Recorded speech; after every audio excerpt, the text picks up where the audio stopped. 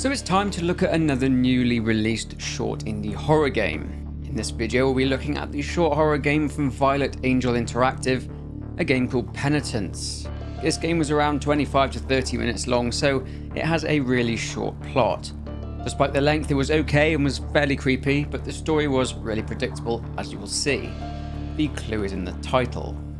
I'll link the game below if you want to check it out, but let's just get into the video. The game's protagonist, Daniel Collins, is driving to the former family home he used to share with his wife and daughter to uncover the mystery behind his daughter Lilith's death. It's clear he hasn't been there for a while, as the outside of the property is unkempt and the house is pretty much in disrepair. The house itself is fairly secluded, surrounded by a field full of corn, and as is general practice, a scarecrow, but hoisted up high on a cross? Weird. Upon entering the property, well, it's not much better. Books are scattered everywhere, cobwebs accommodate most spaces, and, well, it's just a general mess. This property is obviously abandoned. As Daniel turns around, the scarecrow is gone. Daniel's wife, Martha, has left a note by the front door, explaining that if he ever goes back to the house, which she doubts he will, joke's on her, she left the key to his stupid office on the hutch, or the dresser. This note says that she hopes he's happy with how much time he spent in there now that she, Lilith, is gone. That's sarcasm, by the way, in case you didn't know. Anyway, Daniel puts two and two together and finds the key on the hutch, just like Martha said, and he lets himself into his office. We find out a little more about Daniel from the things in his office. He was a poet, writing his own book of poems. He did have a rival poet, one Jake Friedman, and there's nothing as intense as a rivalry between poets. But from the looks of this, Danny Boy was trying his hand at story writing too. But alas, let's get back to the story here. Martha has left yet another note from Daniel saying that she wishes he would just accept responsibility for what he did. It's clear that Daniel, after the death of their daughter, accused Martha of being in denial. She tells him it's all his fault and that she doesn't care if it was an accident. The plot thickens. Daniel, from the looks of this note and the bottles on his desk, is and has been an alcoholic for some time. This led him to spend all his time locked away in his office, neglecting his marriage and his family. But what accident could Martha be talking about? Daniel finds one of the aforementioned VHS tapes in the desk drawer, which seems to show a contraption involving a clock unlocking a drawer in a coffee table. Not sure why Daniel has Resident Evil style contraptions in his home, but never mind. In this drawer is another key, this time to the bathroom, along with a cryptic poem. It's written as being from a collection of poems, which is a book by Daniel himself. Daniel makes his way to the bathroom and hears the very thing that sends a shiver down my spine when I play horror games, which is the pained and mournful cry of a woman behind a door.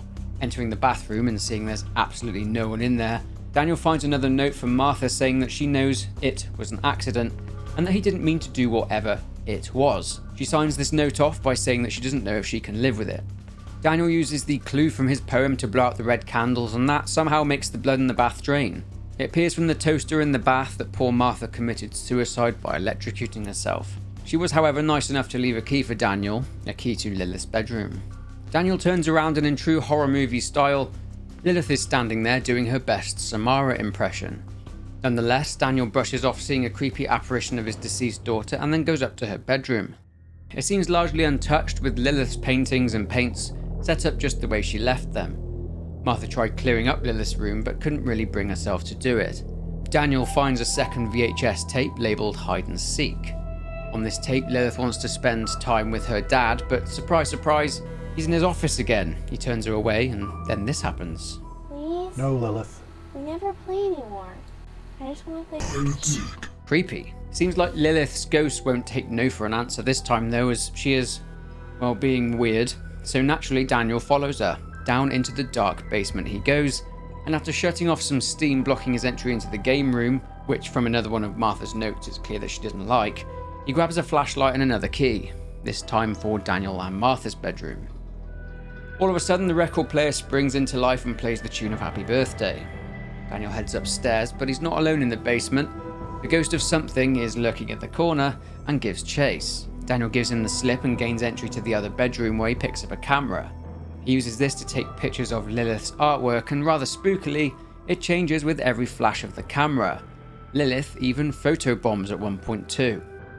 Eventually, after taking around 4 pictures, the wardrobe in Lilith's bedroom opens, and inside is a ballerina statue that Lilith thieved from the music box. Daniel duly puts it back and gets a videotape for his troubles, and he also gets a surprise from the basement man again, but he gives him the slip again and watches the newly acquired VHS tape. On it, this one labelled Happy Birthday, Lilith is asking her mother if she can go and play outside. Her mother says to be careful as Daniel is outside trying to tame some of the corn. You can see where this is going. Yep, Lilith is hiding in the corn and Daniel takes a swing and kills his daughter. Daniel laments the fact that his daughter never got to blow out the candle on her cake. As he walks into the kitchen, there sits a cake on the kitchen table with one candle lit. The lights go out, and as Daniel blows the candle out, he looks behind him and Lilith is standing there, the large man behind her, and he hits Lilith with the scythe. The screen goes black and Daniel is transported to somewhere and forced to see all of the things that led to this tragedy. His work and the drinking leading to the neglect of his daughter. Lilith's paintings, after painting nice things for her father, now depict him with a bloody scythe, and her covered in blood. And lastly, the cake with the scythe next to it, a stark reminder of what Daniel had taken from Lilith, her life, on her birthday. Then the large man blows out the candle and the game ends. So, a few thoughts and theories if you like. So if you hadn't guessed it, then the large man is the Scarecrow. The game describes this as the demon that has been plaguing Daniel ever since the accident. This could just be some metaphorical and symbolic representation of what Daniel did and his failure to come to terms with it. The game starts with Daniel in the darkness blowing out the candle on a cake, and then this is mirrored at the end of the game, except this time the Scarecrow does it. I guess this gives the theory of it being some kind of purgatory time loop nightmare some added weight. I mean, there's no way the Scarecrow had anything to do with it. I can't believe I'm saying this. I mean, he's a scarecrow. Anyway, what I'm trying to say is that the Scarecrow is just a representation of how Daniel sees himself. I don't know. I'm not entirely sure why Daniel is travelling to this house to uncover the details of his daughter's death if he knows that he did it. Or does Danny Boy have amnesia? This gives more weight to the theory that this is a nightmare or just torment for him. Then I thought about Daniel's cryptic poem. Why was the bathroom scene mirroring the poem? Why was the line, which was the clue to the bath puzzle, underlined? This gives more weight to the nightmare angle. Perhaps Daniel sees Lilith as a vengeful spirit as she is mad at Daniel for the way he treated her mother. I mean, what kind of man accidentally kills his daughter, then because his wife is grieving too much he leaves? She even left a note stating that she needs him before taking her own life. But anyway, that's it for this video on this short game called Penitence. I'll leave the link down there in the description if you want to check it out. It's just under £3 Great British, so it isn't too bad. But for a 25-minute experience of what is essentially a 3 out of 10 horror game, well, I'll leave it up to you. If you enjoyed this video, then please leave a like, subscribe if you're not already, and comment down below with your thoughts. But for now, take care, and I'll see you in the next one.